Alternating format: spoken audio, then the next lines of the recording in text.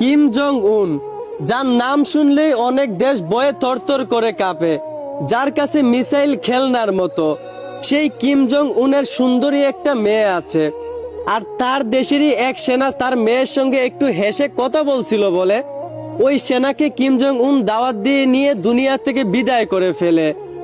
আর ইদানিং দেখতেছি সেই কিম জং উনের মেয়ের পিক দিয়ে বাঙালি কিছু পোলাপান এআই দিয়ে এডিট করে আজে বাজে পোস্ট করতেছে। একবার চিন্তা করেন তো, কিম জং উনের চোখে যদি তার মেয়ের সম্পর্কে এরকম পোস্ট চোখে পড়ে, তাহলে সে বাংলাদেশের কি অবস্থা করবে? যে তার দেশের সেনাকে ছাড় দেয় না তার মেয়ের সঙ্গে সামান্য হেসে কথা বলার জন্য, সে কি বাঙালিদেরকে ছাড় দিবে? যে সামান্য মিসাইল পরীক্ষা করতে গিয়ে অন্য একটা শহরকে উড়িয়ে দেয়, সে তার মেয়ের সম্পর্কে এরকম পোস্ট যদি দেখে, সে কি বাঙালিদেরকে ছাড় দিবে? বাঙালিদের কি অবস্থা করবে একবার চিন্তা করেন।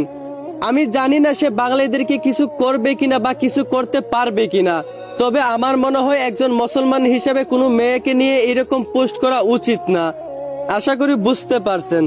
ধন্যবাদ।